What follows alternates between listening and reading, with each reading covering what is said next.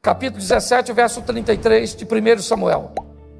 Porém Saul disse a Davi: contra esse filisteu não podereis ir para pelejar com ele, pois tu ainda és moço, e ele, homem de guerra desde a sua... Sabe o que mais me impressiona nessa passagem? É que para Davi enfrentar Golias, ele depende da autorização de Saul. E sabe o que mais me impressiona? É que Saul tem certeza que Davi vai, mas mesmo assim, autoriza. Ele está dizendo para Davi: contra esse gigante, você não pode ir pelejar. Você é moço, e ele é guerreiro desde a mocidade. Não tem cabimento, você não tem como vencer esse gigante. Bom, querido, se eu não tenho como vencer, por que você vai me autorizar? Olhe bem, me parece que Saul quer se livrar de uma vergonha maior, que é não ter nenhum representante de Israel que lutasse contra o gigante. Porque você pode ter certeza que para os filisteus, Davi poderia parecer pequeno, é verdade, mas eles não tinham uma proximidade tão grande para identificar que Davi não era um guerreiro, até porque ele era novo, pequeno, em relação talvez aos soldados, mas na descrição dele, ele era forte, valente. Tudo isso descreveram quando ele vai tocar para Saul. Mas Saul, quando olha para Davi, o que Davi tem? Um gigante, que na verdade não está nem envergonhando ele, está envergonhando Saul e todo o reino. Quando Davi se predispõe a lutar contra o gigante, todo mundo diz para Davi: você não vai vencer. Deixa eu falar uma coisa para você: se você, para vencer, está dependendo da torcida dos outros, cuidado que você pode perder. Quando você for enfrentar uma batalha, seja o seu melhor e maior torcedor. É assim que funciona. Quando eu olho para Davi, o que eu vejo? Ele está conversando com o rei, e a palavra de Saul é: contra esse gigante, você não pode ir pelejar. Davi disse: olha,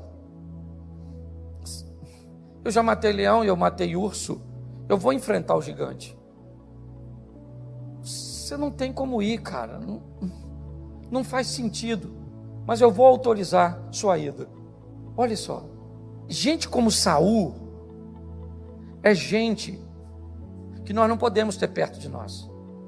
Saul nunca teve alguém tão fiel quanto Davi, mas ele estava tão doente de mente que ele via no homem mais fiel o mais infiel. Dá uma olhada e pensa.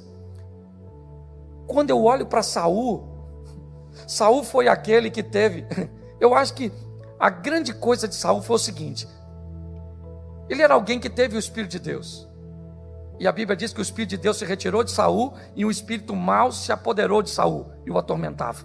E a Bíblia diz que quando Samuel vai ungir Davi, o Espírito do Senhor se apoderou de Davi. Ou seja, se tinha alguém naquela história que já tinha tido o Espírito de Deus e sabia quem ele era, esse alguém era Saul. E agora Saul, que não tinha mais, sabia onde esse Espírito estava. E ele estava onde? Em Davi. A inveja corroeu.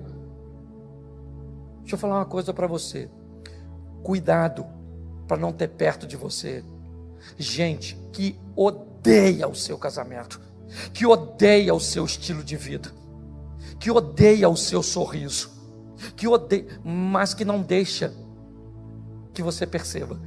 Gente que tem inveja do que você tem. A grande verdade é essa. Nós não podemos ter essas pessoas nocivas perto de nós.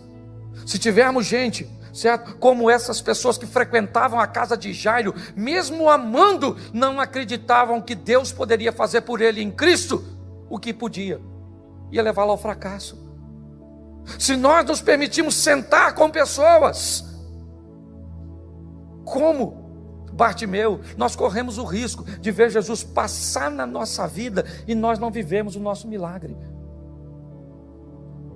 Se nós convivemos com gente, e Davi me parece que é a junção de tudo isso, porque na sua casa seus irmãos o mandam embora, chamando de pretensioso. O rei diz que ele não pode, os soldados dizem: olha, esse menino está querendo enfrentar, ou seja, ninguém acreditava nele.